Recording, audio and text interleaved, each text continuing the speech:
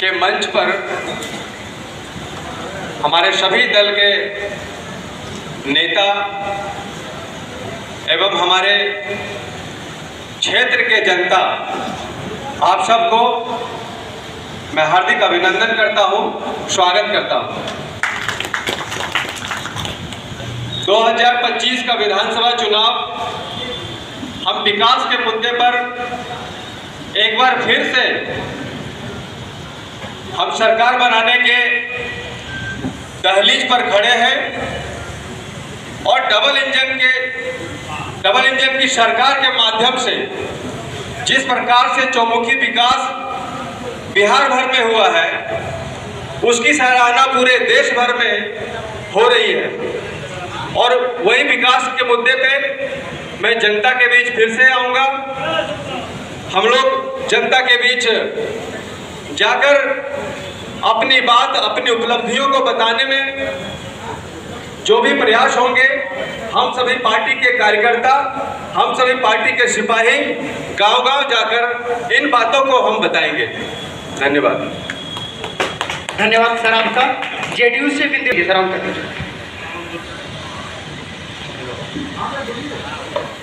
Sir आप बैठ के भी बोल सकते हैं, कोई दिक्कत नहीं। दोस्तों, ये प्रभात खबर इलेक्शन एक्सप्रेस चौपाल में आज जो मुझे मौका मिला है 2 शब्द बोलने का, इसके लिए इस कार्यक्रम के जो भी चैनल चला रहे हैं, बहुत बहुत हार्दिक दिल से धन्यवाद उनको। और इस चौपाल कार्यक्रम में नौजवान साथी और हमारे नेतागण जो भी उपस्थित हैं, उन्हें भी हार्दिक दिल से धन्यवाद। अब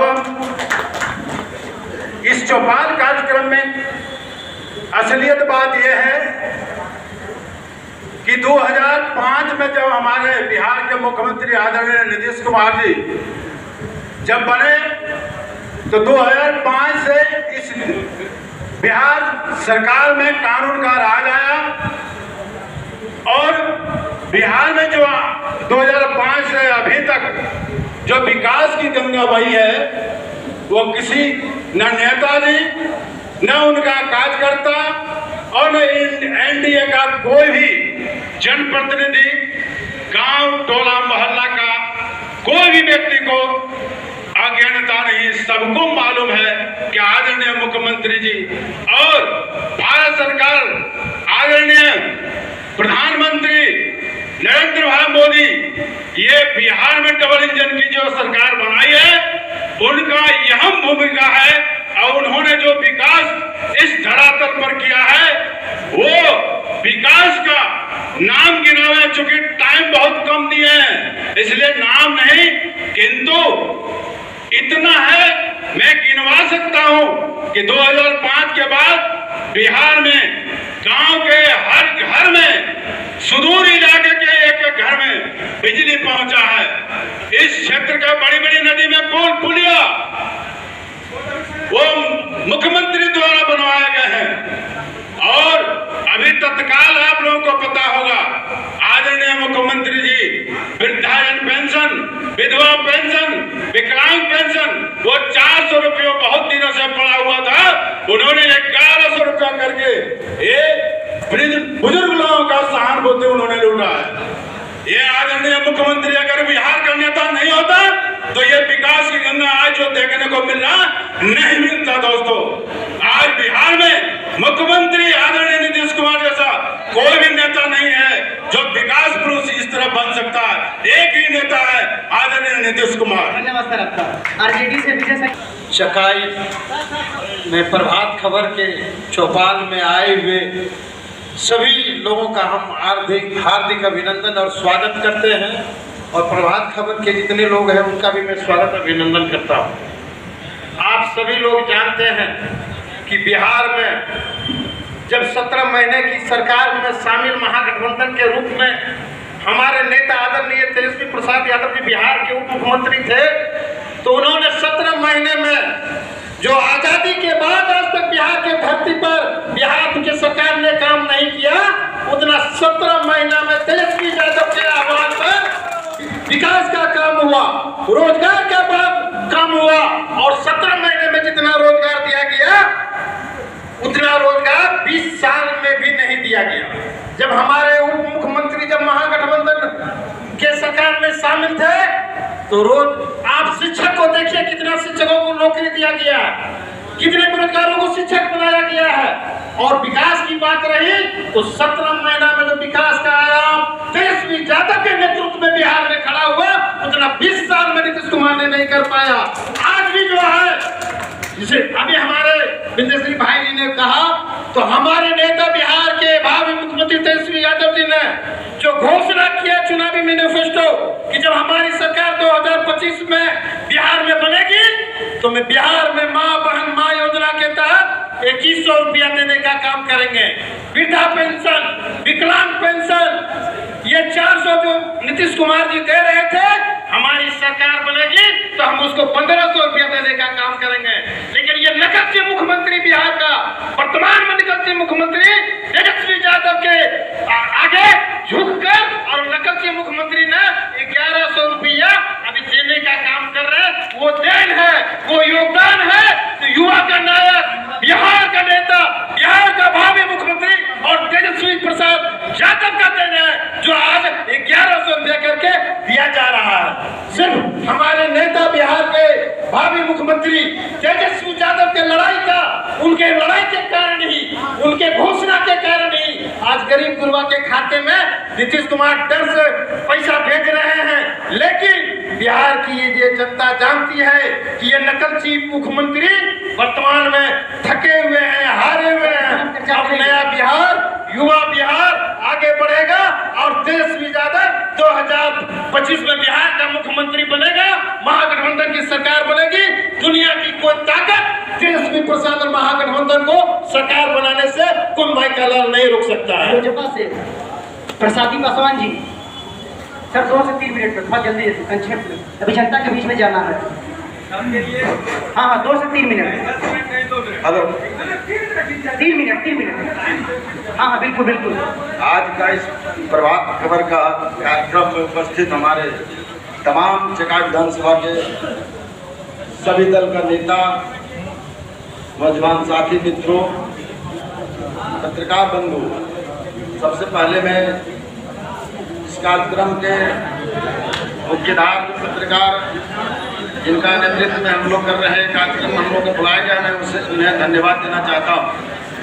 साथियों, पूरे बिहार जान रहे हैं कि एनडीए की सरकार में जो विकास की जाल बिछाया गया है, हमारे पत्रकार बंधु इसका खुद साक्षी है। आज हमारे भाई जी शंकर जी ने बोला, मैं उससे ये पूछना चाहता हूँ कि आप भी एनडीए की सरकार में जिस समय साथ में थे और आज नहीं है, उसका विकास देखिए और आपका विकास देखिए क्या हो रहा। एनडीए हर तरह से मजबूत है। पूरे बिहार में एनडीए की सरकार फिर से 2025 में आ रही है। देख लीजिए, ये कहीं छुपा हुआ बात नहीं है। मैं ये कहना चाहता हूँ, विपक्ष का बोलने का कोई मुद्दा नहीं है, जो भी बोलना है बोल ले, लेकिन समय 2025 बचाएगा कि 2025 में फिर से नीतीश आ रहे हैं, 225 पार करके आ रहे हैं नीतीश। बंधु, मैं ये कहना चाहता हूँ कि जो व्यक्ति हमारे विजय शंकर भाई ने बोला 5 से 4 बार एमएलए बन के रहा, एक अनुमंडल बनाने के काम नहीं किया, और आज विपक्ष की बात करते हैं, आज वो तेजस्वी जी की बात करते हैं। के साथ जाएंगे, मुद्दा बताइए। कहाँ पर काम हुआ है बताइए, आपने क्या किए हैं? आपकी सरकार 15 साल शासन चलाए हैं। सर किस मुद्दे के साथ जाएंगे? आज जनता देख रही है, तमाम जनता का यह भरोसा है कि सारे लोगों का जो नीतीश जी का विकास हुआ, एनडीए का विकास हुआ है, एनडीए हम लोग इंटैक्ट है, इसलिए किसी भी कहने से कोई फर्क नहीं पड़ता है। जो नीतीश जी कहते हैं वो करते हैं।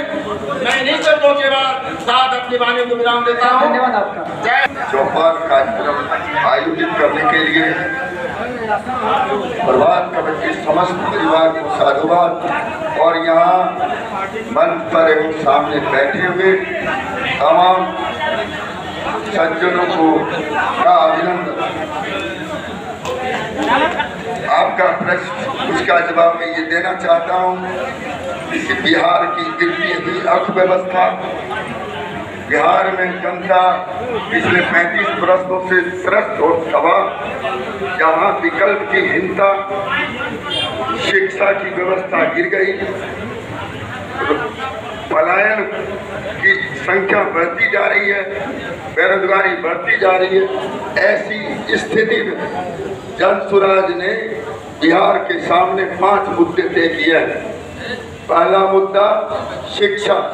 शिक्षा हम नेतरहाट स्तर के विश्व स्तरीय शिक्षा की व्यवस्था हम बिहार के लिए करेंगे। दूसरा, बेरोजगारी के लिए हम पलायन को रोकेंगे। यह दूसरा हमारा पलायन को रोकेंगे। 12,000 से 15,000 रुपये की व्यवस्था हम स्थानीय स्तर पर नौजवानों के लिए करेंगे। तीसरा, 2,000 रुपये प्रत्येक विधवा, विकलांग और वृद्ध लोगों के लिए 2,000 रुपये की व्यवस्था करेंगे ताकि वह सम्मान की जिंदगी जी सके।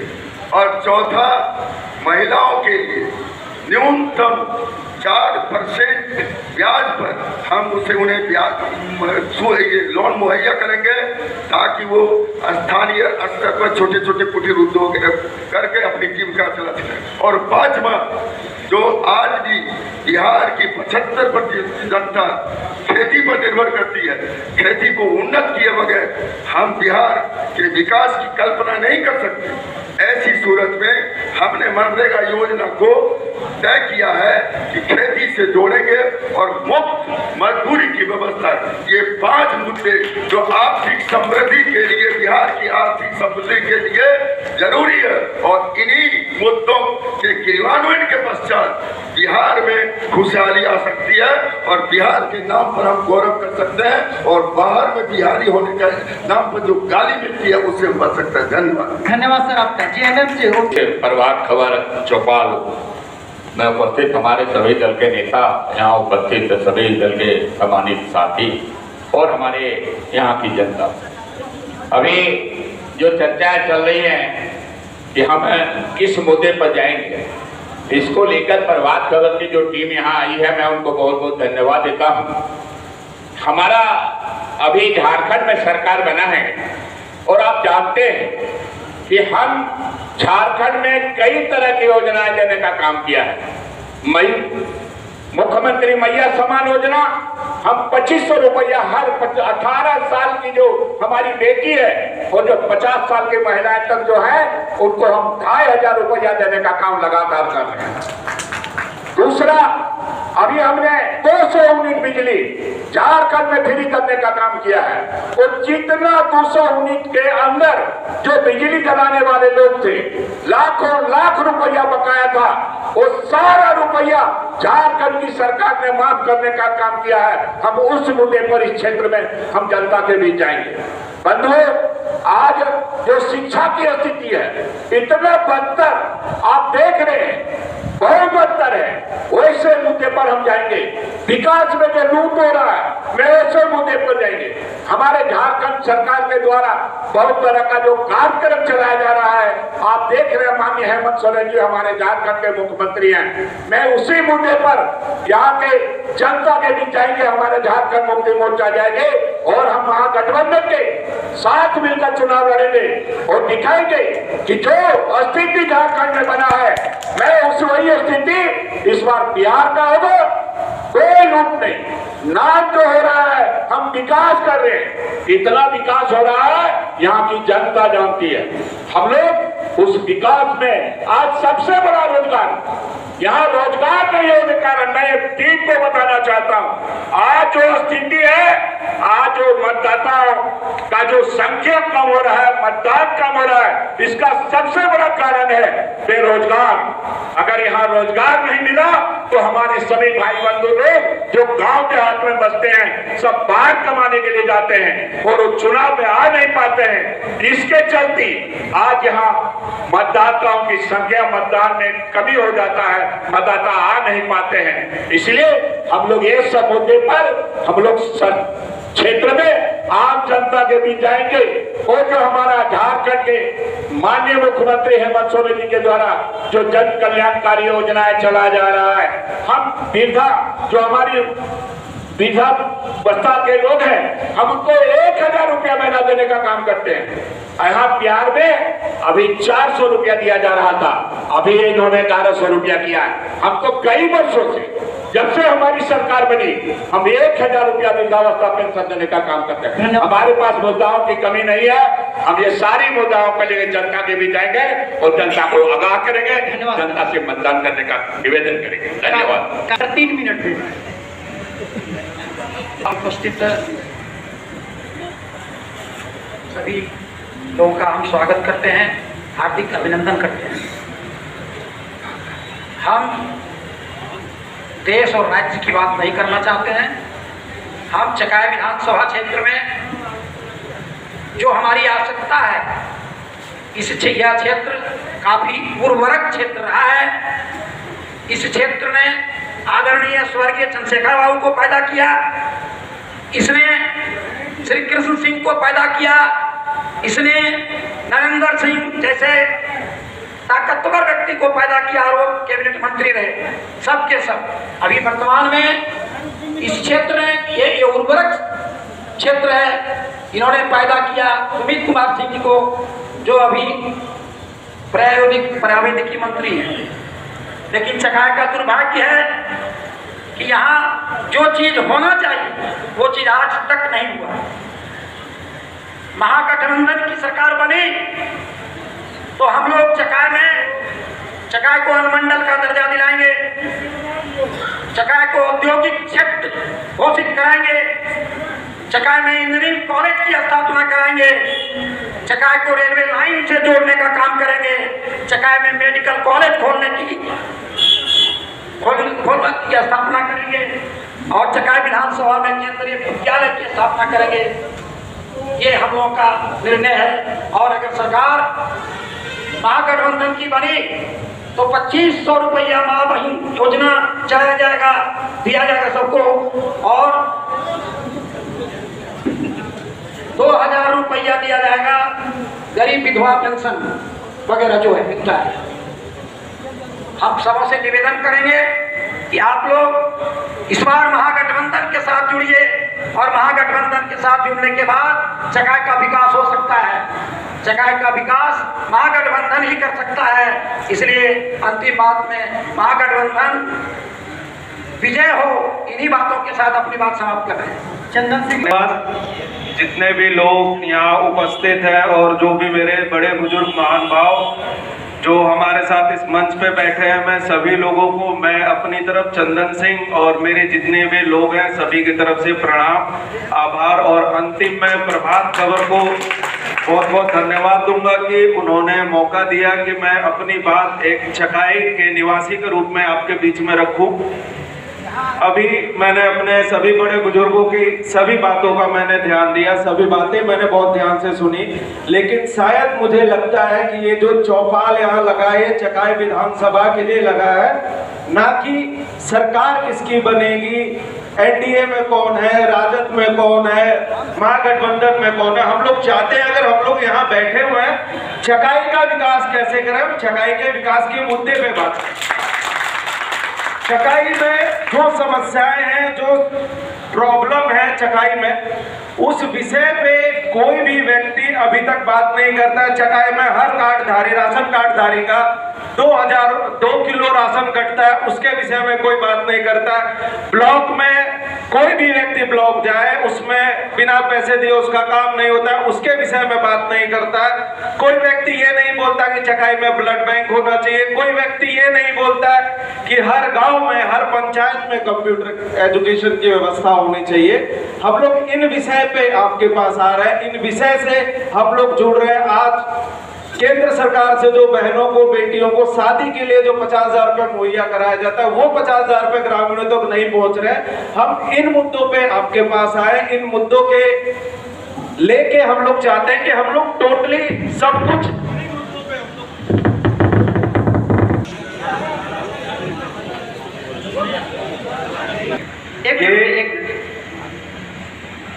विकास था। क्षमा चाहेंगे, थोड़ी देर ब्रेक लग गया।